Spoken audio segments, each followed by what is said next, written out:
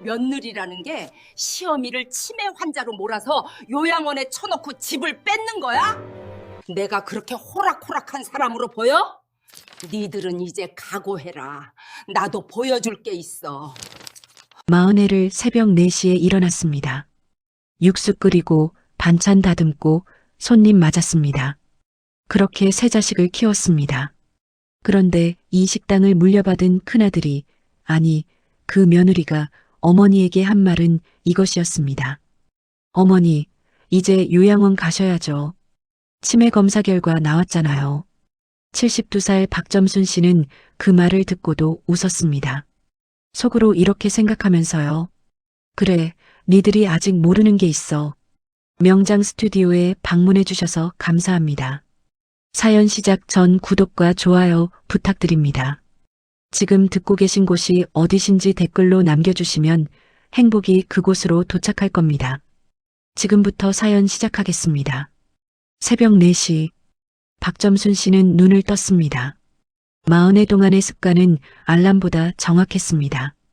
그러나 오늘은 일어나지 않았습니다. 더 정확히 말하면 일어날 이유가 없었습니다. 한 달 전 이 식당은 더 이상 그녀의 것이 아니게 되었습니다. 점순 씨는 천장을 바라보았습니다. 낡은 천장이었습니다. 곳곳에 누런 얼룩이 있었습니다. 비가 오면 샜습니다. 그래도 고치지 않았습니다. 식당에 쓸 돈을 아껴야 했으니까요. 자식들 학비를 대야 했으니까요.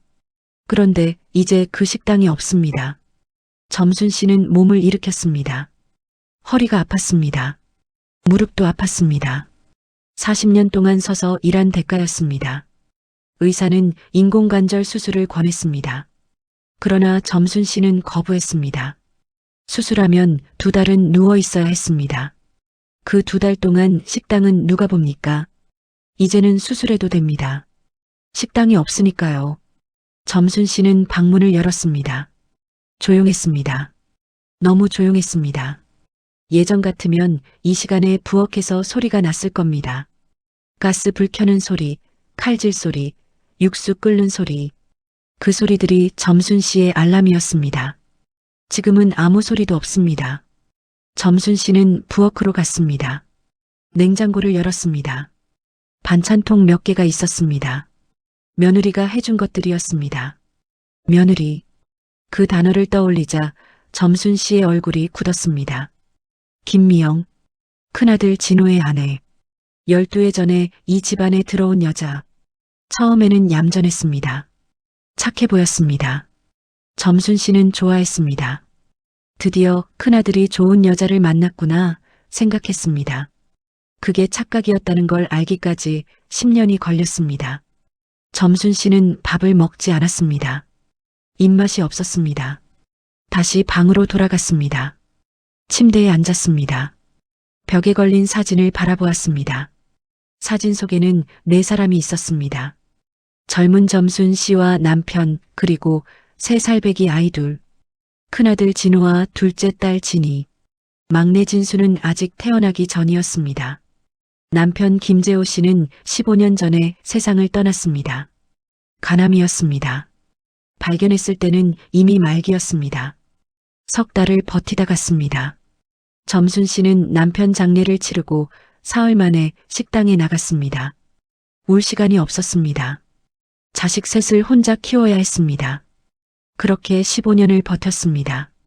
큰아들 대학 보내고 둘째 딸 시집 보내고 막내 아들 군대 보냈습니다. 다 점순 씨 혼자 한 일입니다. 식당 하나로요. 그 식당을 한 달 전에 큰아들에게 넘겼습니다. 점순 씨는 한숨을 쉬었습니다. 그때 그 결정이 맞았을까요?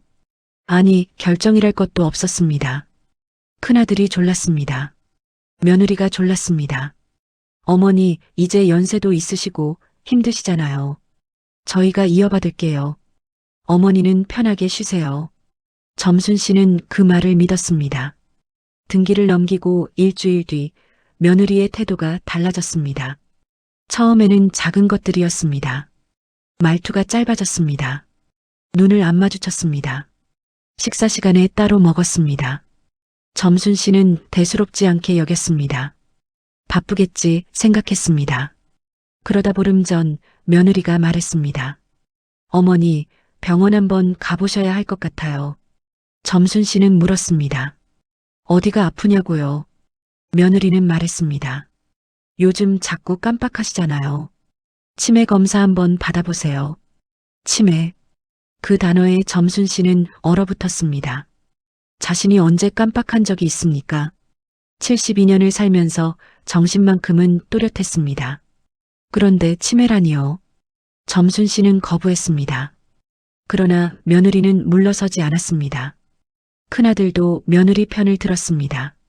엄마, 요즘 진짜 좀 이상해. 같은 말 자꾸 반복하고 물건 어디 뒀는지 몰라 하고 한번 검사 받아봐.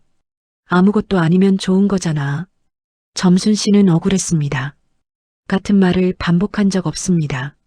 물건을 잃어버린 적도 없습니다. 그러나 자식이 그렇게까지 말하는데 어떻게 합니까? 결국 병원에 갔습니다. 검사 결과는 일주일 뒤에 나왔습니다. 며느리가 먼저 결과를 받았습니다.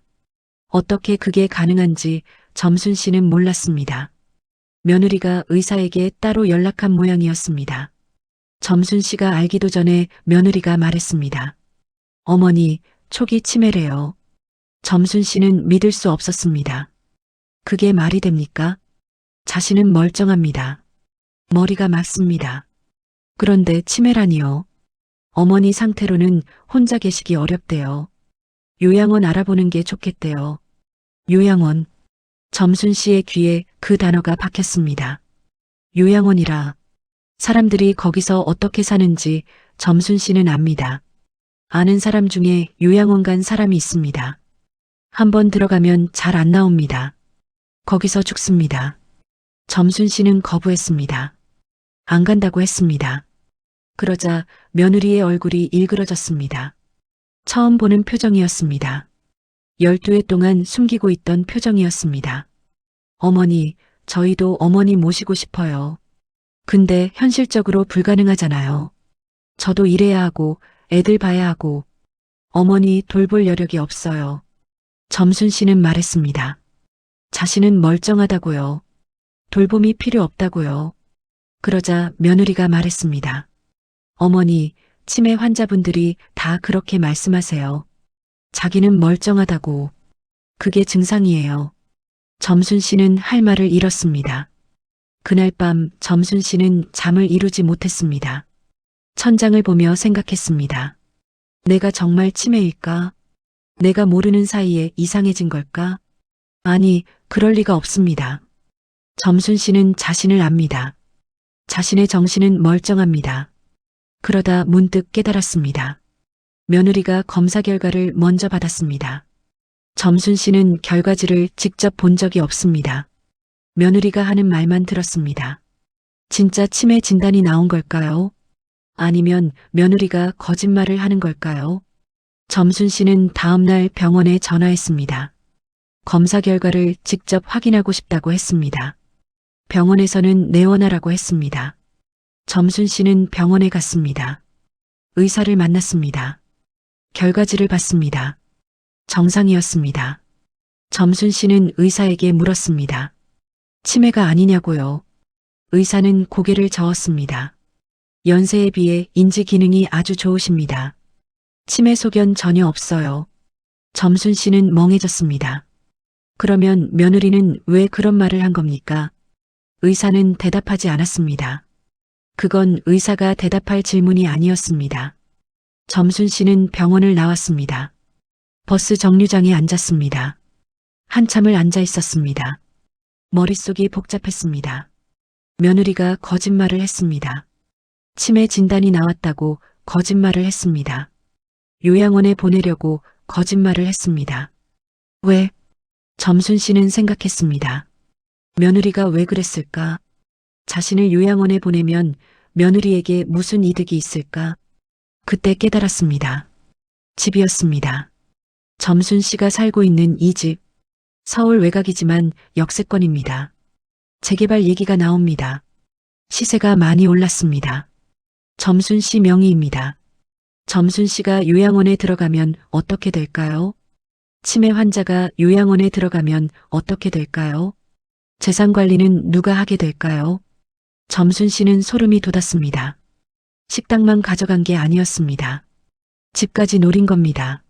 아니, 처음부터 집이 목표였는지도 모릅니다. 식당은 그 과정이었을 뿐. 점순 씨는 버스를 타지 않았습니다. 걸었습니다. 걸으면서 생각했습니다. 어떻게 해야 할까? 경찰에 신고할까? 아니, 뭘 신고합니까? 거짓말했다고 신고할 수는 없습니다. 법적으로 문제될 건 없습니다. 아직은요. 점순 씨는 집에 돌아왔습니다. 며느리가 거실에 있었습니다. 점순 씨를 보더니 물었습니다. 어머니, 어디 갔다 오세요? 점순 씨는 대답했습니다. 그냥 산책했다고요. 며느리는 고개를 끄덕였습니다. 그러더니 말했습니다. 어머니, 요양원 몇 군데 알아봤어요. 내일 같이 가보실래요? 점순 씨는 며느리를 바라보았습니다. 며느리는 웃고 있었습니다. 12해 전에 처음 본 그 웃음이었습니다. 착해 보이는 웃음. 그러나 이제 점순 씨는 압니다. 그 웃음 뒤에 뭐가 있는지. 점순 씨는 말했습니다. 그래, 가보자. 며느리는 놀란 표정을 지었습니다. 거부할 줄 알았던 모양입니다. 점순 씨는 계속 말했습니다. 근데 미영아, 나 병원 다시 갔다 왔어. 며느리의 표정이 굳었습니다. 결과지 다시 받았어. 정상이래. 며느리는 아무 말도 하지 못했습니다. 입이 벌어졌다 닫혔습니다. 점순 씨는 며느리의 눈을 똑바로 보았습니다. 나한테 왜 거짓말했어? 며느리는 한 발 물러섰습니다. 점순 씨는 한 발 다가갔습니다. 뭐가 목적이야? 그때 현관문이 열렸습니다.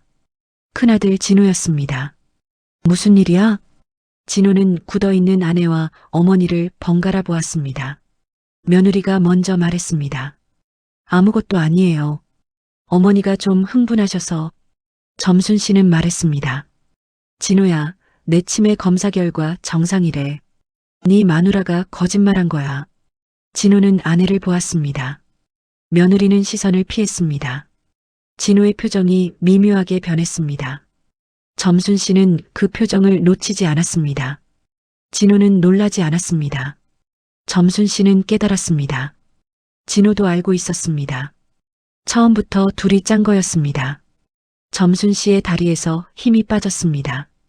소파에 주저앉았습니다. 눈앞이 흐려졌습니다. 눈물이었습니다. 40해를 키운 자식이었습니다. 새벽마다 일어나 밥 해먹이고 학교 보내고 아플 때 밤새 간호하고 대학 등록금 대느라 허리 휘어지도록 일했습니다. 그 자식이 자신을 속였습니다. 며느리와 함께 자신을 속였습니다. 재산을 빼앗으려고 자신을 치매 환자로 만들려 했습니다. 점순 씨는 울었습니다. 소리내어 울지는 않았습니다. 눈물만 흘렀습니다. 가슴이 찢어지는 것 같았습니다. 진호가 말했습니다. 엄마, 그게 아니라. 점순 씨는 손을 들어 아들을 막았습니다. 더 듣고 싶지 않았습니다. 무슨 변명을 해도 소용없습니다. 이미 다 드러났습니다. 그날 밤 점순 씨는 방에 혼자 있었습니다. 저녁도 먹지 않았습니다. 며느리가 방문을 두드렸지만 열어주지 않았습니다. 점순 씨는 옷장 깊숙한 곳을 뒤졌습니다. 낡은 상자가 나왔습니다. 먼지가 쌓여 있었습니다. 10년도 더 전에 넣어둔 것입니다. 상자를 열었습니다. 서류들이 있었습니다. 점순 씨는 그 서류들을 하나하나 꺼내보았습니다. 통장이 있었습니다. 아무도 모르는 통장. 남편이 죽기 전에 만들어둔 통장. 점순 씨 이름으로 되어 있었습니다. 자식들에게 말한 적 없습니다. 며느리는 당연히 모릅니다. 잔액을 확인했습니다. 점순 씨는 고개를 끄덕였습니다. 이 돈이면 됩니다. 그리고 또 하나의 서류가 있었습니다. 누렇게 변색된 봉투. 안에는 종이 한 장이 있었습니다. 점순 씨는 그 종이를 오래 들여다보았습니다. 이건 아직 쓸 때가 아닙니다. 그러나 필요하면 쓸 겁니다. 점순 씨는 서류들을 다시 상자에 넣었습니다. 상자를 옷장에 넣었습니다. 더 깊숙이 넣었습니다. 그리고 생각했습니다. 어떻게 해야 할까?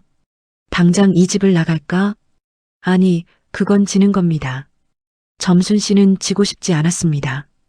40년을 일했습니다. 모든 걸 바쳤습니다. 그 대가가 이겁니까? 요양원에 처박히는 겁니까? 점순 씨는 결심했습니다. 당분간은 지켜볼 겁니다. 며느리가 다음에 무슨 수를 쓰는지 볼 겁니다. 그리고 때가 되면 움직일 겁니다. 점순 씨는 누웠습니다. 이번에는 잠이 왔습니다.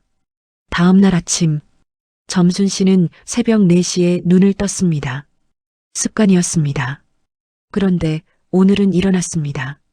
부엌으로 갔습니다. 밥을 했습니다. 국을 끓였습니다.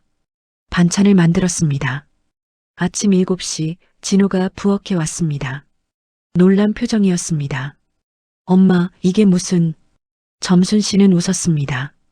밥 해놨다. 먹어라. 진호는 어색한 표정으로 앉았습니다. 며느리는 내려오지 않았습니다. 점순 씨는 신경 쓰지 않았습니다. 진호가 밥을 먹었습니다. 점순 씨가 직접 끓인 된장찌개. 진호가 어렸을 때 좋아하던 것이었습니다. 진호는 아무 말 없이 먹었습니다. 점순 씨는 아들을 바라보았습니다. 39살. 점순 씨가 낳아 키운 아이. 이제는 중년 남자가 된 아이. 점순 씨는 생각했습니다. 이 아이가 왜 이렇게 됐을까? 점순 씨가 잘못 키운 걸까? 아니면 원래 이런 아이였을까? 아니면 며느리 때문에 변한 걸까? 진호가 밥을 다 먹고 일어났습니다. 점순 씨를 보지 않았습니다. 그냥 나갔습니다. 인사도 없이.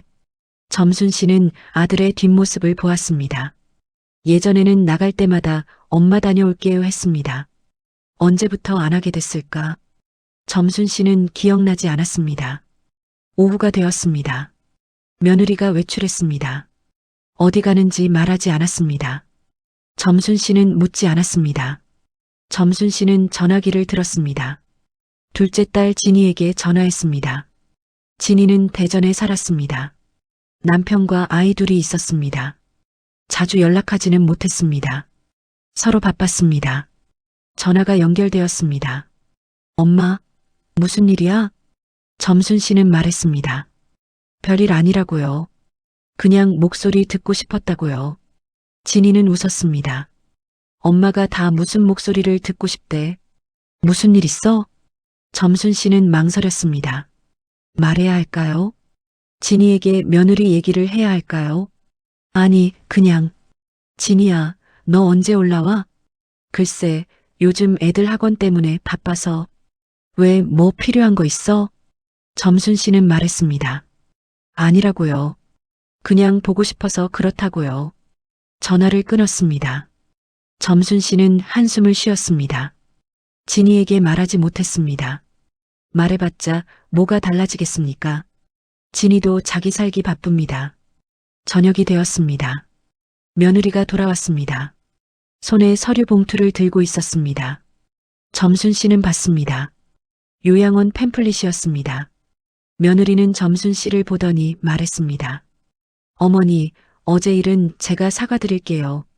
제가 검사 결과를 잘못 들었나 봐요. 점순 씨는 아무 말도 하지 않았습니다. 며느리는 계속 말했습니다. 근데 어머니, 그래도 건강 생각하셔서 요양원은 한번 알아보시는 게 좋을 것 같아요. 만약을 위해서요. 만약을 위해서. 점순 씨는 속으로 웃었습니다. 며느리는 아직 포기하지 않았습니다.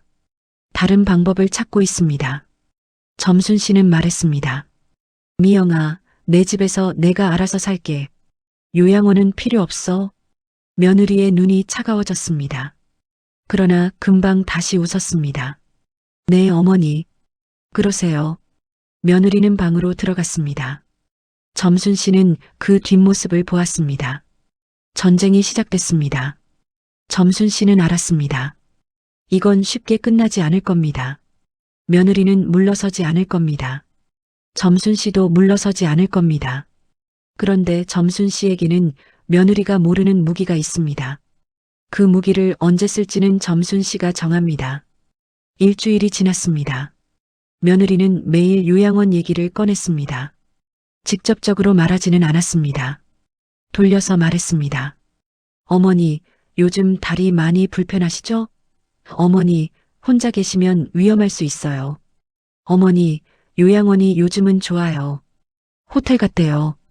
점순 씨는 무시했습니다. 그러던 어느 날 며느리가 새로운 술을 꺼냈습니다. 어머니, 제 친구 엄마가 요양원에 계시거든요. 한번 방문해 보실래요? 좋다고 하시더라고요. 점순 씨는 거부했습니다. 며느리는 물러서지 않았습니다.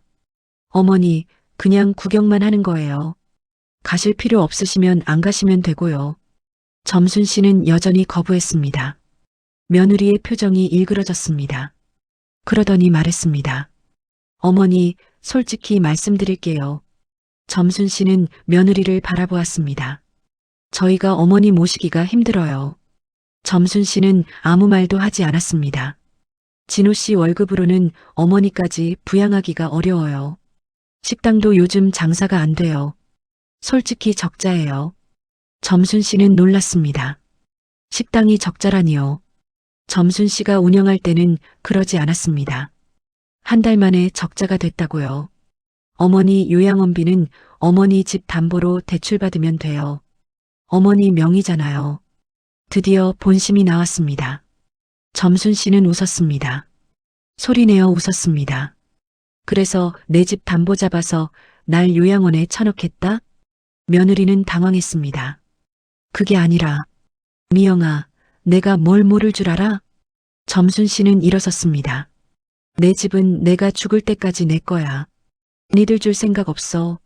며느리의 얼굴이 붉어졌습니다. 어머니, 저희가 그런 의도로. 그만해. 점순 씨는 방으로 들어갔습니다. 문을 닫았습니다. 등 뒤에서 며느리의 목소리가 들렸습니다. 어머니, 어머니가 그러시면 저희 어떻게 살아요? 식당 적자라고요. 어머니가 물려준 식당 때문에 저희가 빚더미에 앉게 생겼다고요. 점순 씨는 멈췄습니다. 문을 열었습니다. 며느리를 보았습니다. 뭐라고? 빚더미. 며느리는 눈물을 흘리고 있었습니다. 연기인지 진심인지 알 수 없었습니다. 어머니가 물려주신 식당, 사실 빚이 있었어요. 몰랐어요. 인수하고 나서 알았어요. 거래처 밀린 대금이 5천만 원이에요. 점순 씨는 얼어붙었습니다. 5천만 원? 그런 빚이 있었습니까? 점순 씨는 기억을 더듬었습니다. 확실히 대금이 좀 밀린 건 있었습니다. 그러나 5천만 원은 아니었습니다. 1,000만 원 정도였습니다. 그리고 인테리어 새로 하느라 3천만 원 대출받았어요. 어머니 계시던데 너무 낡아서 손님이 안 와요. 인테리어? 점순 씨는 몰랐습니다. 인테리어를 새로 했다는 말을 듣지 못했습니다. 합하면 8천만 원이에요. 이자만 매달 100만 원 나가요. 식당 수입으로는 감당이 안 돼요. 점순 씨는 벽에 기댔습니다. 다리에 힘이 없었습니다. 이게 무슨 일입니까? 한 달 사이에 무슨 일이 있었던 겁니까? 그래서 저희가 어머니 집이라도 담보로. 점순 씨는 고개를 저었습니다. 잠깐만. 인테리어는 누가 결정했어? 며느리는 대답하지 않았습니다. 진호가? 네가? 며느리는 시선을 피했습니다. 점순 씨는 알았습니다. 며느리가 한 겁니다. 진호도 모르게 한 건지 아니면 진호와 함께 한 건지는 모르겠습니다. 그러나 분명한 건 있습니다. 며느리가 돈을 썼습니다. 식당을 인수하자마자 돈을 썼습니다. 그리고 그 빚을 점순 씨에게 떠넘기려 합니다. 점순 씨는 웃었습니다. 기가 막혀서 웃었습니다. 니들이 진 빚을 내 집으로 맡겠다고? 며느리는 울먹였습니다. 어머니, 저희 어떻게 해요? 어머니가 도와주셔야 해요. 점순 씨는 말했습니다. 내 대답은 안 돼. 며느리는 울음을 그쳤습니다. 눈에서 눈물이 마르기도 전에 표정이 변했습니다. 차가운 표정이었습니다. 어머니, 정말 그러실 거예요? 점순 씨는 대답하지 않았습니다. 어머니 재산 다 합치면 얼마예요? 이 집이랑 어머니 통장이랑 10억은 넘잖아요. 점순 씨는 움찔했습니다. 며느리가 자신의 재산을 알고 있었습니다. 어떻게 알았을까요? 어머니, 저희 8천만 원이에요. 10억 중에 8천만 원. 많은 것도 아니잖아요. 점순 씨는 말했습니다. 니들이 진 빚이야. 니들이 갚아. 며느리는 고개를 끄덕였습니다. 알겠어요. 어머니가 그러시면 저희도 방법이 없네요. 며느리는 돌아섰습니다. 그러다 멈췄습니다. 어머니, 근데 이것만 알아두세요. 며느리는 점순 씨를 보았습니다. 저희가 무너지면 어머니 아들도 무너지는 거예요. 손주들도 무너지는 거예요. 점순 씨는 아무 말도 하지 못했습니다. 며느리는 나갔습니다. 점순 씨는 방에 홀로 남았습니다. 가슴이 답답했습니다. 손주들, 초등학생인 손녀와 중학생인 손자, 점순 씨가 사랑하는 아이들, 그 아이들이 할머니 때문에 힘들어진다? 점순 씨는 흔들렸습니다. 그러나 금방 마음을 다잡았습니다. 아닙니다. 이건 며느리의 협박입니다. 손주들을 앞세워 점순 씨를 흔드는 겁니다. 넘어가면 안 됩니다. 점순 씨는 옷장을 열었습니다. 상자를 꺼냈습니다. 서류들을 확인했습니다. 아직 때가 아닙니다. 그러나 때가 되면 쓸 겁니다. 점순 씨는 서류를 다시 넣었습니다. 그날 밤 점순 씨는 막내 아들 진수에게 전화했습니다. 진수는 부산에서 일했습니다. 작은 회사에 다녔습니다. 아직 결혼 전이었습니다. 엄마, 웬일이야? 점순 씨는 물었습니다. 요즘 어떻게 지내냐고요? 나야 뭐, 그냥 그래. 왜? 점순 씨는 망설였습니다. 진수에게 말해야 할까요? 형과 형수 얘기를요. 진수야, 너 언제 올라와?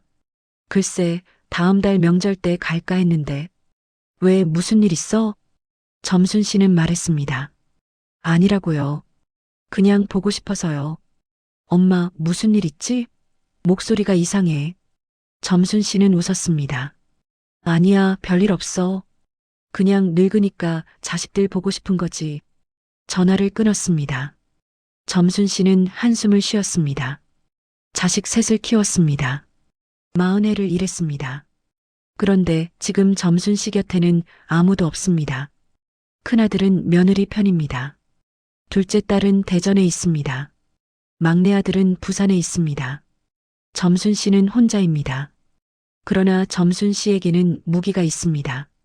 그 무기를 쓸 때가 다가오고 있습니다. 며칠이 지났습니다. 며느리는 더 이상 요양원 얘기를 꺼내지 않았습니다. 점순 씨는 이상했습니다. 포기한 걸까요? 아닙니다. 며느리는 그런 사람이 아닙니다. 분명 다른 수를 준비하고 있을 겁니다. 그 수가 무엇인지 점순 씨는 곧 알게 되었습니다. 일요일 아침이었습니다. 현관 초인종이 울렸습니다. 점순 씨가 문을 열었습니다. 둘째 딸 진이가 서 있었습니다.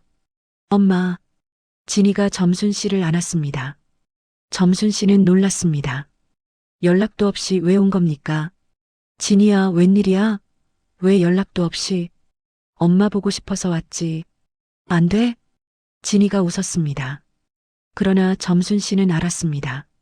진이의 눈이 웃고 있지 않았습니다. 뭔가 있습니다. 거실에 앉았습니다. 며느리가 커피를 가져왔습니다. 진이와 며느리가 눈인사를 했습니다. 점순 씨는 그 눈인사를 봤습니다. 뭔가 이상했습니다.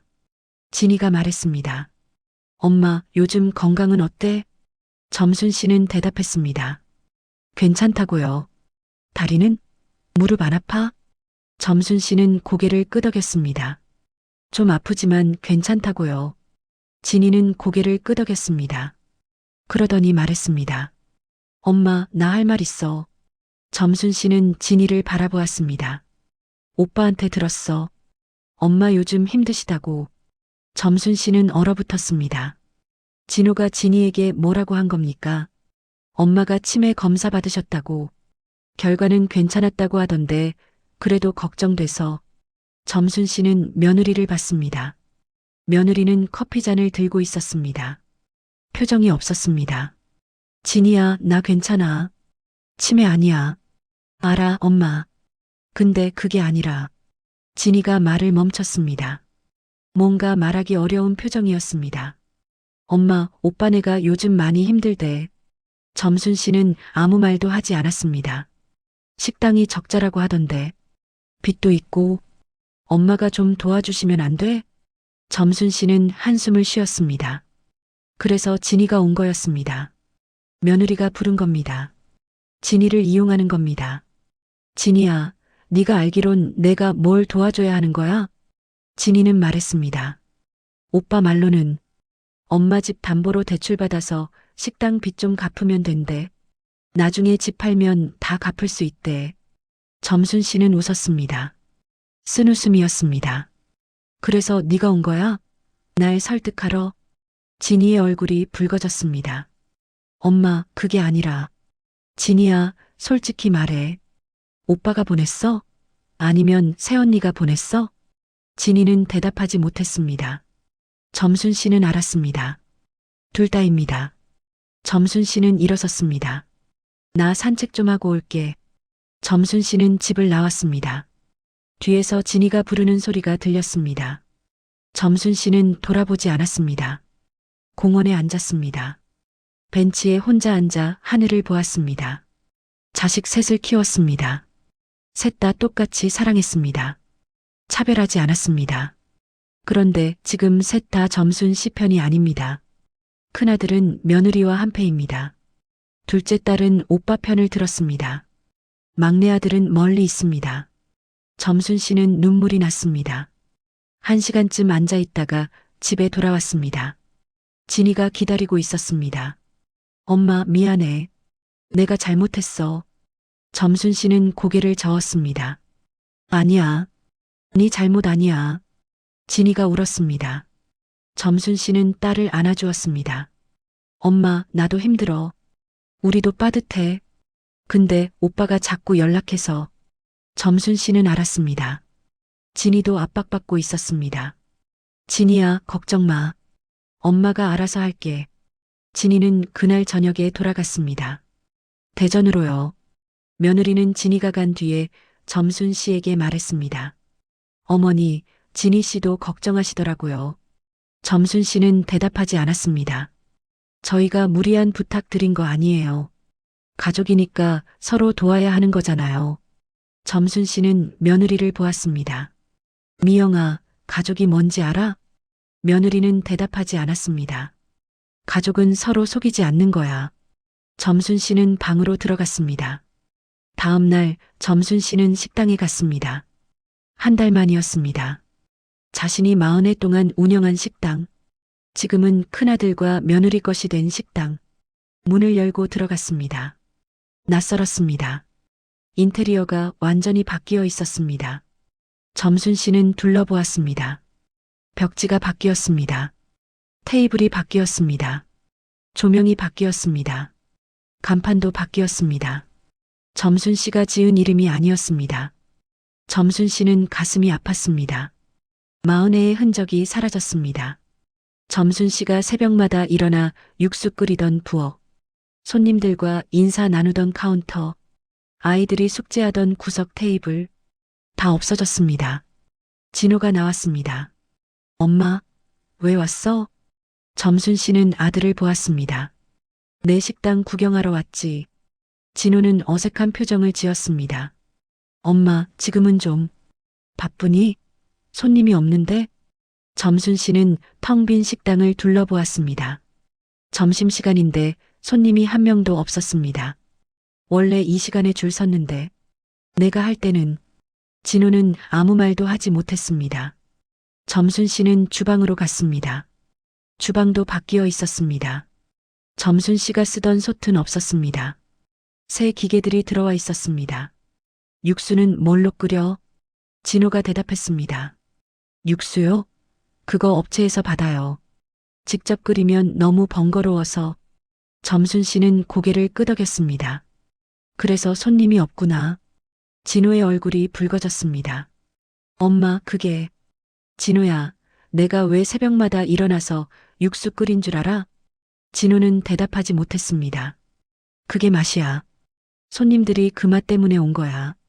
니들이 그걸 모르네. 점순 씨는 식당을 나왔습니다. 뒤에서 진호가 불렀습니다. 점순 씨는 돌아보지 않았습니다.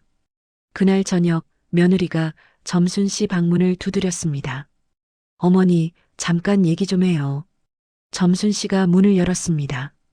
며느리의 표정이 심상치 않았습니다. 어머니, 오늘 식당에 왜 가셨어요? 점순 씨는 대답했습니다. 그냥 보고 싶어서요. 어머니가 가시면 진호 씨가 힘들어해요. 자기 식당인데 엄마가 와서 이래라 저래라 하면 기분이 어떻겠어요. 점순 씨는 웃었습니다. 내가 뭘 이래라 저래라 했어? 육수 얘기했다면서요. 그거 지적하는 거잖아요. 점순 씨는 한숨을 쉬었습니다. 미영아, 나는 사실을 말한 거야. 그 식당이 왜 잘 됐는지 니들이 몰라서 그래. 며느리는 목소리를 높였습니다. 어머니, 시대가 바뀌었어요. 어머니 방식이 다 맞는 게 아니에요. 점순 씨는 며느리를 바라보았습니다. 그래, 네 방식대로 해봐. 근데 한 달 만에 적자 났잖아. 며느리의 얼굴이 일그러졌습니다. 그건 인테리어 비용 때문이에요. 투자한 거예요. 투자? 3천만 원 대출 받아서? 며느리는 말문이 막혔습니다. 점순 씨는 말했습니다. 미영아, 내가 장사 40회 했어.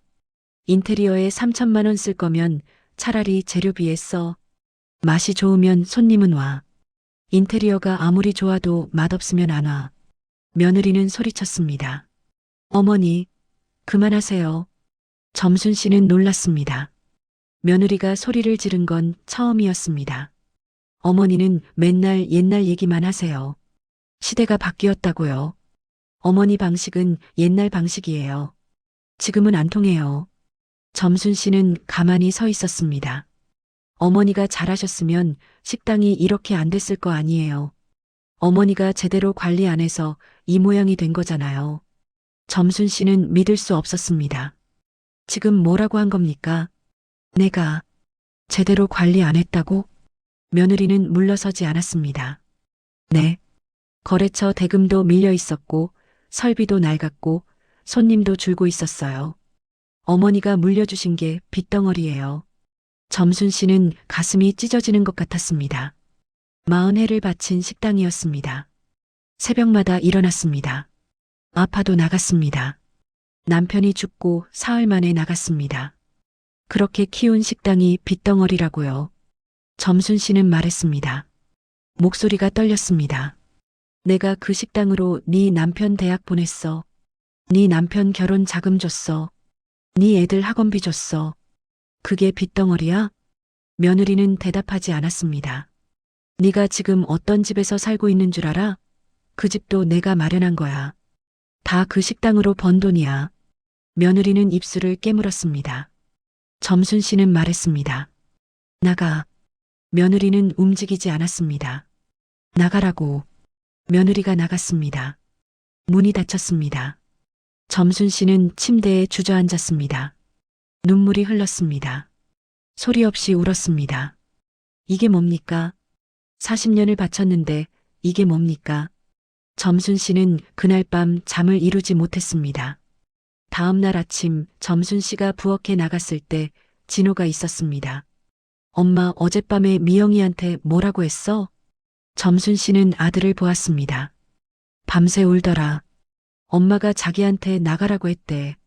점순 씨는 대답하지 않았습니다. 엄마 미영이도 힘들어. 좀 이해해줘. 점순 씨는 물었습니다. 그래서 네 마누라가 나한테 한 말은? 진호는 대답하지 못했습니다. 내가 식당 빚덩어리로 만들었대. 네 마누라가 그랬어. 진호는 시선을 피했습니다. 엄마, 그건 진호야. 점순 씨는 아들의 이름을 불렀습니다. 내가 어떻게 살았는지 네가 제일 잘 알잖아. 네 아버지 죽고 내가 어떻게 살았는지. 진호는 고개를 숙였습니다. 근데 네 마누라가 나한테 그런 말을 해. 니는 아무 말도 안 해? 진호는 한참 동안 아무 말도 하지 못했습니다. 그러다 말했습니다. 엄마, 미안해. 점순 씨는 아들을 보았습니다. 근데 엄마 미영이 말도 틀린 건 아니야. 점순 씨는 얼어붙었습니다. 솔직히 식당 인수할 때 상태가 좋지는 않았어. 설비도 오래됐고 거래처 대금도 밀려 있었고 점순 씨는 믿을 수 없었습니다. 아들이 며느리 편을 드는 겁니다. 진우야, 네가 지금 무슨 말하는 거야? 엄마, 나도 엄마 편이야. 근데 사실은 사실이잖아. 점순 씨는 더 이상 말하지 않았습니다. 방으로 들어갔습니다. 문을 닫고 벽에 기댔습니다. 다리에 힘이 없었습니다. 아들이 며느리 편을 들었습니다. 점순 씨가 키운 아들이 점순 씨를 버렸습니다. 점순 씨는 옷장을 열었습니다. 상자를 꺼냈습니다. 서류들을 봤습니다. 이제 써야 할 때가 됐습니다. 점순 씨는 서류 중 하나를 꺼냈습니다. 누런 봉투였습니다. 안에 있는 종이를 꺼내 읽었습니다. 유전자 검사 결과서 35년 전의 서류였습니다. 점순 씨는 그 서류를 오래 들여다보았습니다. 진호, 점순 씨의 큰아들. 이 서류에 따르면 진호는 점순 씨의 친아들이 아닙니다. 35년 전, 점순 씨는 37살이었습니다. 큰아들 진호는 4살이었습니다. 둘째 딸 진이는 2살이었습니다. 막내 진수는 뱃속에 있었습니다. 그해 여름 남편 재호 씨가 교통사고를 당했습니다. 크게 다쳤습니다. 병원에 입원했습니다. 수술을 받아야 했습니다. 수혈이 필요했습니다. 점순 씨는 헌혈을 했습니다. 그런데 혈액형이 맞지 않았습니다. 아이들도 검사를 받았습니다.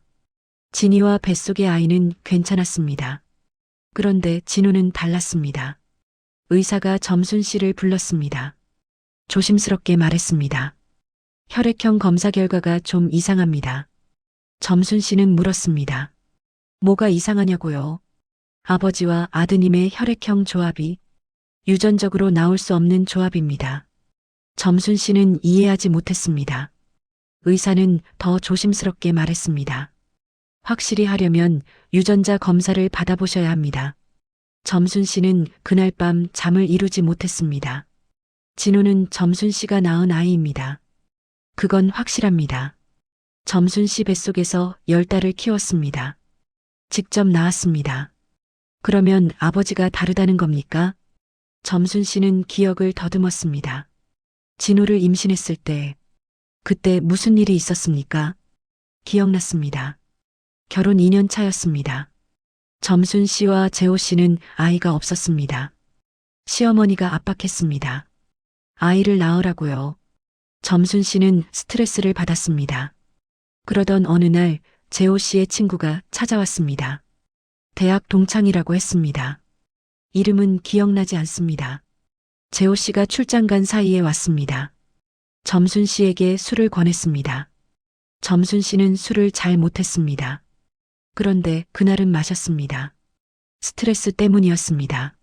시어머니의 압박 때문이었습니다.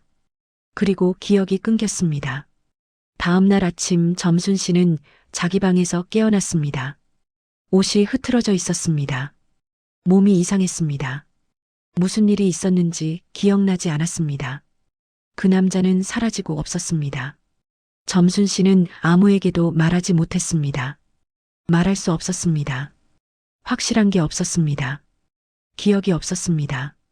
한 달 뒤 점순 씨는 임신 사실을 알게 되었습니다. 점순 씨는 자신에게 말했습니다. 이 아이는 재호 씨의 아이라고요. 그렇게 믿었습니다. 그렇게 믿어야 했습니다. 그런데 35년이 지나 병원에서 그런 말을 들었습니다. 점순 씨는 유전자 검사를 받았습니다. 남편 몰래 받았습니다. 결과가 나왔습니다. 진호는 재호 씨의 친자가 아니었습니다. 점순 씨는 그 결과지를 숨겼습니다. 아무에게도 말하지 않았습니다. 남편에게도요. 진호에게도요. 35년 동안 혼자 안고 살았습니다. 지금 점순 씨의 손에 그 결과지가 있습니다. 점순 씨는 생각했습니다. 이걸 어떻게 해야 할까요? 이걸 공개하면 어떻게 될까요? 진호는 충격받을 겁니다. 자신의 아버지가 아니었다는 사실을요. 가족이 무너질 겁니다. 그러나 지금 가족은 이미 무너졌습니다. 아들이 어머니를 배신했습니다. 며느리가 어머니를 내쫓으려 합니다. 점순 씨는 결심했습니다. 아직은 아닙니다. 아직은 이 카드를 쓰지 않겠습니다. 그러나 필요하면 쓸 겁니다. 며칠이 지났습니다. 며느리는 새로운 술을 들고 왔습니다. 저녁 식사 시간이었습니다. 진호와 며느리 그리고 손주들이 함께 있었습니다. 점순 씨도 식탁에 앉았습니다. 며느리가 말했습니다. 어머니, 말씀드릴 게 있어요. 점순 씨는 며느리를 보았습니다. 저희가 이 집을 팔기로 했어요. 점순 씨는 젓가락을 떨어뜨렸습니다. 뭐라고? 이 집이요. 팔기로 했어요. 점순 씨는 며느리를 바라보았습니다. 진호를 바라보았습니다. 진호는 시선을 피했습니다. 이 집은 내 명의야. 며느리가 말했습니다. 그래서요. 어머니 동의가 필요해요. 점순 씨는 웃었습니다. 기가 막혀서요. 내가 왜 동의해? 며느리는 차분하게 말했습니다. 어머니, 저희 상황 아시잖아요. 식당 빚이 8천만 원이에요. 이자가 눈덩이처럼 불어나고 있어요. 이 집 팔면 빚 갚고도 남아요. 어머니 모시고 작은 집으로 이사 가면 돼요. 점순 씨는 말했습니다. 안 돼. 며느리의 표정이 굳었습니다. 어머니, 이 집은 안 팔아. 여기서 내가 죽을 거야. 며느리는 한숨을 쉬었습니다. 그러더니 말했습니다. 어머니, 그러시면 저희가 방법이 없어요. 점순 씨는 대답하지 않았습니다. 저희가 파산하면 어머니도 힘들어지세요. 아시죠? 점순 씨는 며느리를 바라보았습니다. 그건 니들 문제야. 내 문제 아니야. 며느리의 눈이 차가워졌습니다. 어머니, 정말 그러실 거예요? 점순 씨는 일어섰습니다. 나 밥 안 먹을래. 방으로 들어갔습니다. 문을 닫았습니다. 뒤에서 손녀의 목소리가 들렸습니다. 할머니 왜 저래? 며느리의 목소리가 들렸습니다. 할머니가 요즘 좀 힘드신가 봐. 점순 씨는 눈을 감았습니다. 그날 밤 진호가 점순 씨 방문을 두드렸습니다. 엄마, 나야. 점순 씨가 문을 열었습니다. 들어와. 진호가 들어왔습니다. 어색하게 서 있었습니다. 앉아. 진호가 침대 끝에 앉았습니다. 점순 씨는 아들을 바라보았습니다. 39살. 어느새 이마에 주름이 생겼습니다. 흰머리도 보였습니다. 진호야. 응, 엄마. 네가 나한테 솔직하게 말해봐. 집 파는 거 네 생각이야? 아니면 미영이 생각이야? 진호는 한참 동안 대답하지 못했습니다. 둘 다야. 점순 씨는 고개를 끄덕였습니다. 그래, 솔직하네. 엄마, 미안해. 근데 진짜 방법이 없어. 식당 빚이 너무 커졌어. 점순 씨는 물었습니다. 그 빚 정확히 얼마야? 진호가 말했습니다. 처음에는 8천이었는데 지금은 억 넘었어. 점순 씨는 놀랐습니다. 한 달 사이에 8천에서 억이 됐어? 진호는 고개를 숙였습니다. 미영이가 주식을 좀 했어. 빚 갚으려고. 근데 잘 안 돼서. 점순 씨는 할 말을 잃었습니다. 주식이라고요. 빚을 갚으려고 주식을 했다고요. 그래서 빚이 더 늘었다고요. 진호야, 네 마누라가 지금 뭘 한 건지 알아? 진호는 대답하지 못했습니다. 도박이야, 그게. 빚으로 도박한 거야. 진호가 울었습니다. 39살 먹은 아들이 어머니 앞에서 울었습니다. 엄마, 나도 몰랐어. 미영이가 그런 줄 몰랐어.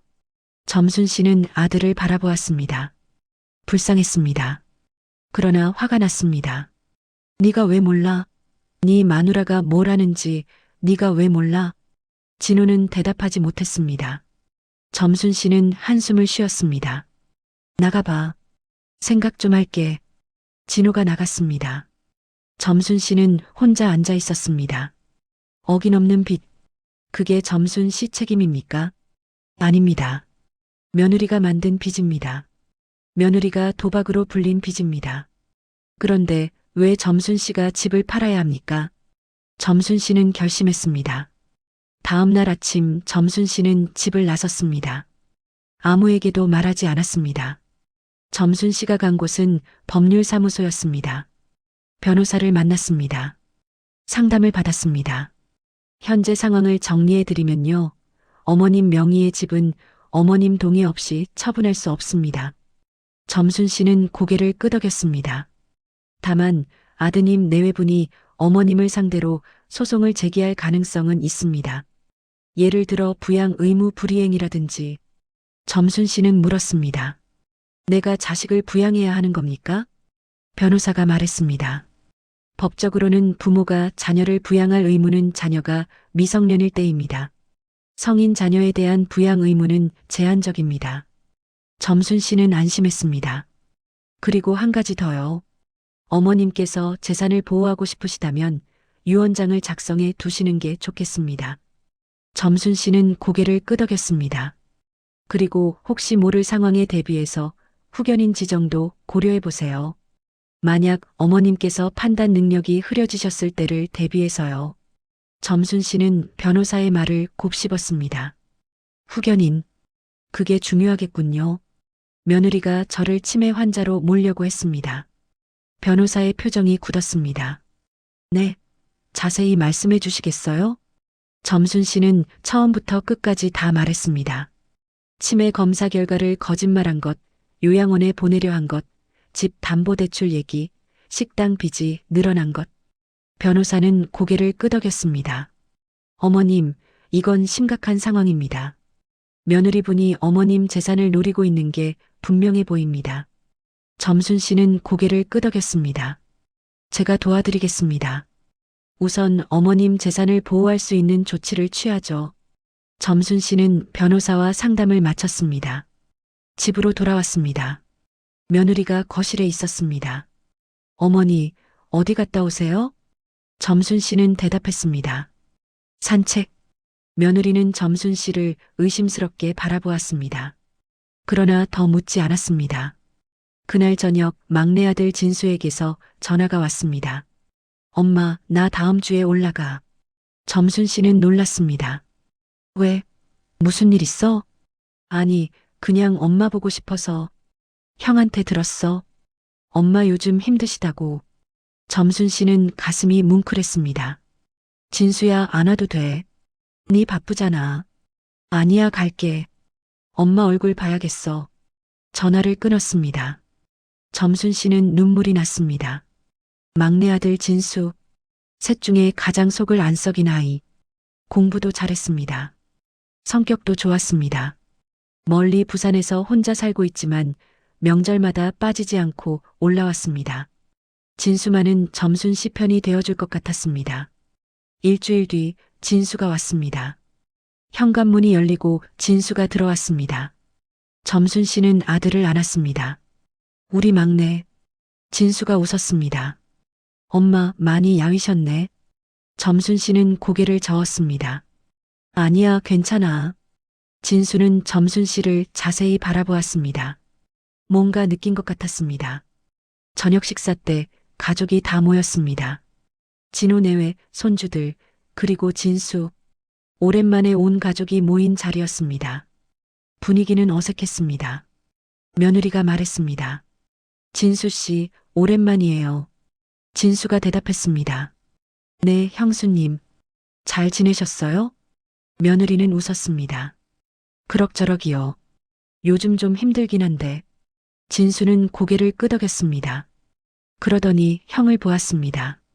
형, 식당은 어때? 진호는 대답하지 못했습니다. 며느리가 대신 말했습니다. 솔직히 말씀드리면 좀 어려워요.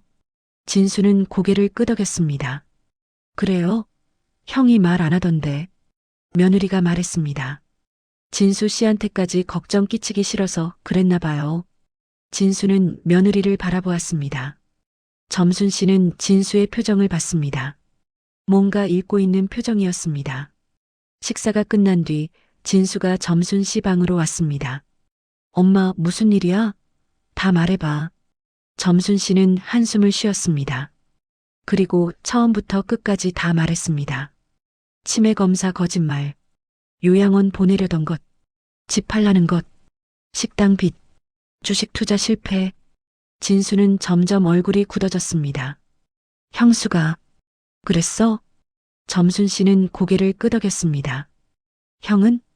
형도 알아. 같이 한 거야. 진수는 주먹을 쥐었습니다. 엄마, 나 형 좀 만나볼게. 진수가 나갔습니다. 점순 씨는 걱정이 됐습니다. 거실에서 목소리가 들렸습니다. 형, 이게 뭐야? 진호의 목소리가 들렸습니다. 뭐가? 엄마한테 다 들었어. 형수가 엄마 치매라고 거짓말했다며? 며느리의 목소리가 들렸습니다. 진수 씨, 그게 오해가 있어요. 오해요? 병원에서 정상 판정 받았는데 치매라고 했잖아요. 그게 오해예요? 진호의 목소리가 들렸습니다. 야, 진수야. 너 지금 형수한테 뭐라는 거야? 형이 지금 정신이 있어? 엄마한테 이게 뭐 하는 짓이야? 목소리가 높아졌습니다. 점순 씨는 방에서 나왔습니다. 거실에서 진수와 진호가 마주 서 있었습니다. 그만해. 점순 씨가 말했습니다. 엄마, 가만히 계세요. 나 형이랑 얘기할 게 있어. 진수가 말했습니다. 형, 나 물어볼 게 있어. 엄마 집 정말 팔 생각이야? 진호는 대답하지 못했습니다. 형, 대답해. 진호가 말했습니다. 어쩔 수 없어. 빚이 너무 커져서. 진수가 물었습니다. 그 빚 누가 만들었어? 진호는 대답하지 못했습니다. 형이 만들었어? 아니면 형수가 만들었어? 며느리가 말했습니다. 진수 씨, 그렇게 따지면. 형수님, 지금 제가 형수님한테 물은 거 아니에요. 진수의 목소리가 차가웠습니다. 점순 씨는 막내 아들의 그런 모습을 처음 봤습니다. 형, 대답해. 누가 빚 만들었어? 진호가 입을 열었습니다. 미영이가 주식을. 그럼 그건 형수 빚이잖아. 왜 엄마 집으로 갚으려고 해? 진호는 대답하지 못했습니다. 진수가 말했습니다. 형, 나 오늘 확실히 알았어. 형은 엄마 편이 아니야.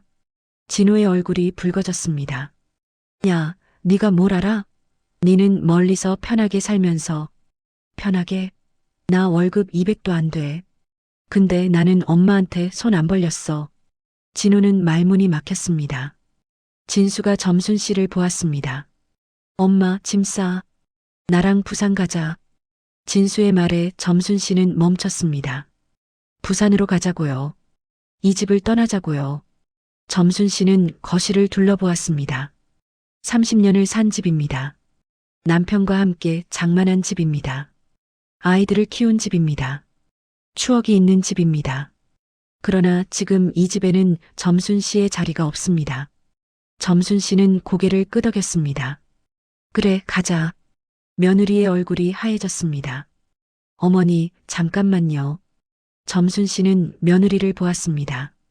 어머니가 가시면 안 돼요. 이 집은 내 집이야. 내가 어디로 가든 내 마음이야. 며느리가 다급하게 말했습니다. 어머니, 저희 어떡해요. 집이라도 있어야 대출을. 점순 씨는 웃었습니다. 그래서 내가 필요했구나. 집 때문에. 며느리는 입을 다물었습니다. 점순 씨는 방으로 들어갔습니다. 짐을 쌌습니다. 많지 않았습니다. 옷 몇 벌, 세면도구, 그리고 옷장 깊숙이 숨겨둔 상자. 점순 씨는 상자를 열었습니다. 서류들을 확인했습니다. 통장, 유전자 검사 결과서, 그리고 또 하나, 유언장이었습니다. 일주일 전 변호사와 작성한 유언장. 점순 씨의 모든 재산을 누구에게 남길지 적혀 있습니다. 점순 씨는 서류들을 가방에 넣었습니다. 거실로 나왔습니다. 진수가 기다리고 있었습니다. 진호와 며느리도 있었습니다. 며느리가 말했습니다. 어머니, 정말 가실 거예요? 점순 씨는 대답하지 않았습니다. 어머니, 이러시면 안 돼요. 가족인데. 점순 씨는 며느리를 바라보았습니다. 미영아, 네가 나한테 한 짓 알지? 며느리는 시선을 피했습니다. 치매라고 거짓말했지. 요양원 보내려고 했지. 내 집 팔아서 네 빚 갚으려고 했지. 며느리는 아무 말도 하지 못했습니다. 그게 가족이야? 점순 씨는 현관으로 향했습니다. 그때 며느리가 소리쳤습니다. 어머니, 점순 씨가 멈췄습니다. 어머니가 가시면 저희 진짜 끝이에요. 파산이에요. 점순 씨는 돌아보지 않았습니다. 그리고요, 어머니. 며느리의 목소리가 달라졌습니다. 차가워졌습니다. 어머니가 가셔도 이 집은 못 파세요. 점순 씨가 돌아보았습니다. 뭐라고? 며느리가 웃었습니다. 처음 보는 웃음이었습니다. 섬뜩한 웃음이었습니다. 이 집 이미 가압류 걸었어요. 점순 씨는 얼어붙었습니다. 어머니 명의인 건 맞는데 저희가 채권자로 가압류 신청했어요. 어머니가 저희한테 빌린 돈 있잖아요. 점순 씨는 이해할 수 없었습니다. 내가 니들한테 뭘 빌려? 며느리가 서류를 꺼냈습니다. 여기요. 차용증. 점순 씨는 그 서류를 받아보았습니다. 점순 씨 이름으로 된 차용증이었습니다. 5천만 원을 빌렸다고 적혀 있었습니다. 점순 씨의 서명이 있었습니다. 점순 씨는 경악했습니다. 이거 내가 쓴 거 아니야. 며느리가 말했습니다. 어머니, 뭐려? 어머니가 직접 쓰셨잖아요. 증인도 있어요. 진호가 고개를 숙이고 있었습니다. 점순 씨는 깨달았습니다. 위조입니다. 며느리가 서명을 위조한 겁니다. 진호가 증인이 된 겁니다. 진수가 소리쳤습니다. 형, 지금 뭐 하는 거야? 이건 사기야. 진호는 대답하지 못했습니다. 며느리가 말했습니다. 사기가 아니에요. 정당한 채권이에요. 어머니가 돈 안 갚으시니까 가압류 건 거예요. 점순 씨는 다리에 힘이 풀렸습니다. 진수가 점순 씨를 부축했습니다. 엄마, 괜찮아? 점순 씨는 고개를 끄덕였습니다. 며느리가 말했습니다. 어머니, 이제 아시겠어요? 어머니가 어디로 가시든 이 집은 저희 손에 있어요. 점순 씨는 며느리를 바라보았습니다. 12해 전에 이 집에 들어온 여자, 착해 보이던 여자, 그 여자의 진짜 얼굴을 이제야 봤습니다. 점순 씨는 웃었습니다. 며느리가 의아한 표정을 지었습니다. 왜 웃으세요? 점순 씨는 가방에서 서류를 꺼냈습니다. 미영아, 나도 니한테 보여줄 게 있어. 며느리는 그 서류를 보았습니다. 이게 뭐예요? 점순 씨는 서류를 며느리에게 건넸습니다. 유언장이야. 며느리가 유언장을 읽었습니다. 읽으면서 얼굴이 점점 하얘졌습니다. 이게 뭐예요? 점순 씨는 말했습니다. 내 모든 재산을 막내 아들 진수에게 남긴다. 거기 적혀 있지? 며느리는 유언장을 다시 읽었습니다. 손이 떨렸습니다. 큰아들 김진호에게는 일절 상속하지 않는다. 그것도 적혀 있지? 진호의 얼굴이 창백해졌습니다. 엄마, 이게 무슨... 점순 씨는 아들을 보았습니다. 진호야, 네가 선택한 거야. 네 마누라 편 들었잖아. 진호가 울먹였습니다. 엄마, 그래도 나 엄마 아들이잖아. 점순 씨는 멈췄습니다. 그 말, 나 엄마 아들이잖아. 점순 씨는 가방에서 또 다른 서류를 꺼냈습니다. 진호야, 이것도 봐. 진호가 서류를 받았습니다. 읽었습니다.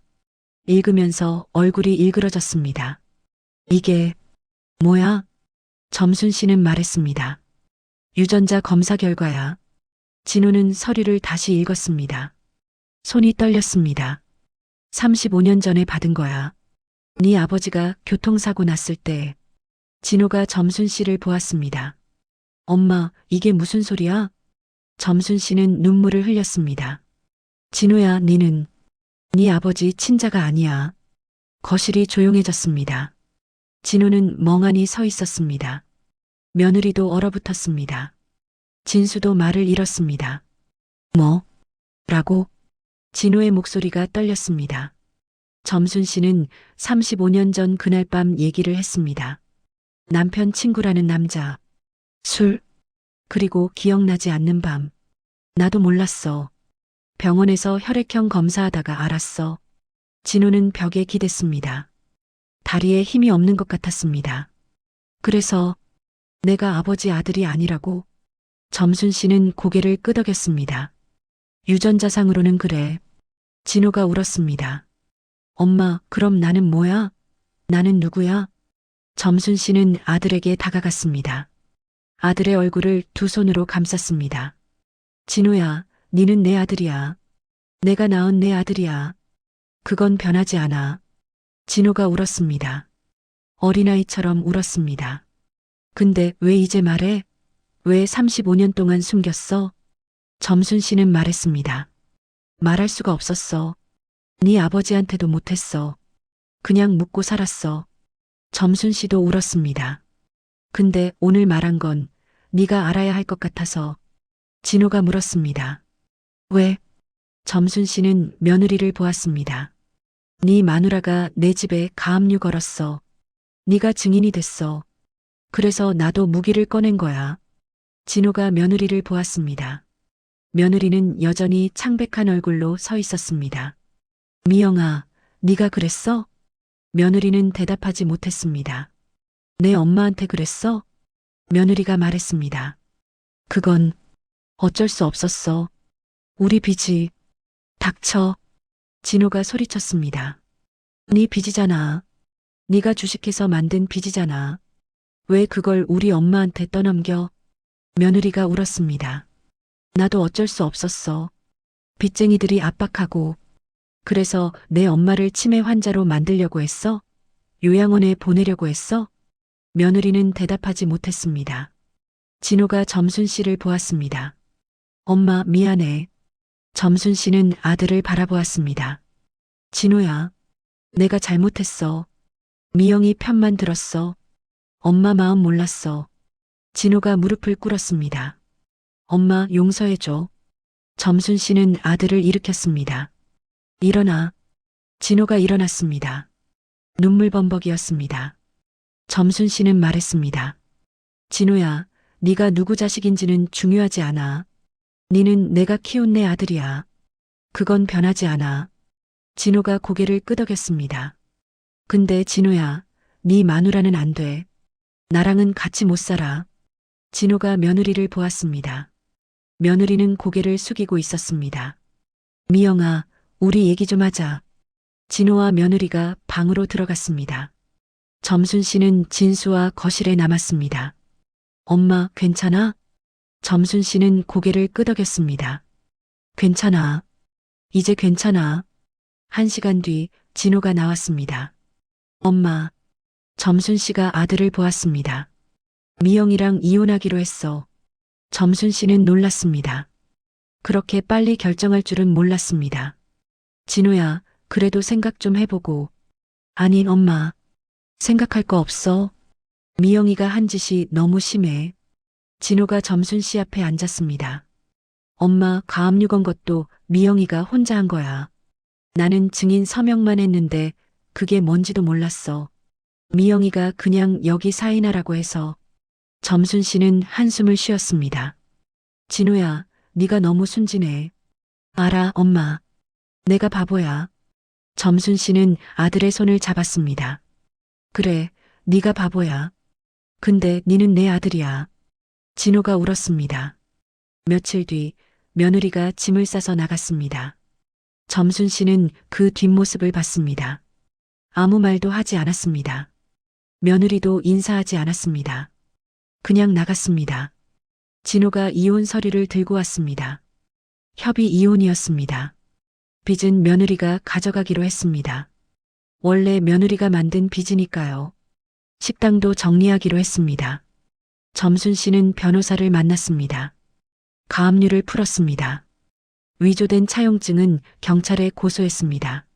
모든 게 제자리를 찾아갔습니다. 한 달 뒤 점순 씨는 부엌에 서 있었습니다. 새벽 4시였습니다. 육수를 끓이고 있었습니다. 식당을 다시 열기로 했습니다. 진호와 함께요. 이번에는 제대로 하기로 했습니다. 인테리어 같은 거 필요 없습니다. 맛으로 승부합니다. 점순 씨가 40해 동안 해온 방식으로요. 진호가 부엌에 들어왔습니다. 엄마, 내가 할게. 점순 씨는 고개를 저었습니다. 아니야, 엄마가 해야지. 니는 봐. 배워. 진호가 옆에 섰습니다. 점순 씨가 하는 걸 지켜봤습니다. 엄마, 이거 언제 다 배워? 점순 씨가 웃었습니다. 40년 걸렸어. 니도 40년 하면 돼. 진호도 웃었습니다. 점순 씨는 아들을 바라보았습니다. 39살. 이혼하고 다시 시작하는 아들. 힘들겠지요. 그래도 괜찮습니다. 점순 씨가 옆에 있으니까요. 진호야. 응, 엄마. 네 아버지 얘기 있잖아. 진호의 표정이 굳었습니다. 그거 잊어버려. 진호가 점순 씨를 보았습니다. 네 아버지는 김재호 씨야. 니를 낳아준 사람이 아버지가 아니야. 니를 키운 사람이 아버지야. 진호는 눈물을 글썽였습니다. 알아, 엄마. 그러니까 그거 신경 쓰지 마. 니는 네 아버지 아들이야. 내 아들이고. 진호가 고개를 끄덕였습니다. 점순 씨는 육수를 저었습니다. 창밖이 밝아지고 있었습니다. 새벽이 지나고 아침이 오고 있었습니다. 점순 씨는 생각했습니다. 사람은 누구나 넘어집니다. 중요한 건 다시 일어나는 겁니다. 점순 씨는 넘어졌습니다. 식당을 빼앗겼습니다. 며느리에게 배신당했습니다. 아들에게 버림받았습니다. 그러나 다시 일어났습니다. 식당을 되찾았습니다. 아들을 되찾았습니다. 가족을 되찾았습니다. 점순 씨는 웃었습니다. 아직 할 일이 많습니다. 식당을 다시 일으켜야 합니다. 손님들을 다시 모아야 합니다. 아들에게 요리를 가르쳐야 합니다. 바쁘겠네요. 그래도 괜찮습니다. 점순 씨에게는 아직 시간이 있으니까요. 1년 뒤, 식당은 다시 손님으로 가득 찼습니다. 줄을 서서 기다리는 사람들이 있었습니다. 간판은 예전 이름으로 돌아왔습니다. 점순 씨가 지은 이름, 30년 전에 남편과 함께 지은 이름. 점순 씨는 카운터에 앉아 손님들을 바라보았습니다. 진호가 주방에서 육수를 끓이고 있었습니다. 점순 씨에게 배운 대로요. 아직 서툴지만 점점 나아지고 있습니다. 진수가 가끔 올라옵니다. 부산에서 서울까지 먼 길인데도 한 달에 한 번은 옵니다. 엄마 얼굴 보러 온다고 합니다. 진이도 자주 옵니다. 대전에서 아이들 데리고 옵니다. 손주들이 할머니 식당에서 밥 먹는 걸 좋아합니다. 가족이 다시 모였습니다. 완벽하지는 않습니다. 상처가 있습니다. 아픈 기억이 있습니다. 그래도 괜찮습니다. 함께 있으니까요. 점순 씨는 창밖을 보았습니다. 하늘이 맑았습니다. 좋은 날이었습니다. 점순 씨는 혼잣말을 했습니다. 여보, 잘 지내죠? 나는 잘 지내요. 애들도 잘 있어요. 남편은 대답이 없었습니다. 당연하죠. 15년 전에 떠났으니까요. 그래도 점순 씨는 알았습니다. 남편이 어딘가에서 지켜보고 있다는 걸요. 점순 씨를 응원하고 있다는 걸요. 점순 씨는 웃었습니다. 나 아직 멀쩡해요. 치매 아니에요. 웃음이 났습니다. 점순 씨는 자리에서 일어났습니다. 할 일이 있습니다. 손님을 맞아야 합니다. 밥을 차려야 합니다. 73살 박점순 씨, 아직 끝나지 않았습니다. 아니, 이제 시작입니다. 재미있게 보셨다면 구독, 좋아요, 알림 부탁드립니다. 지금까지 명장 스튜디오였습니다. 감사합니다. 좋은 하루 되세요.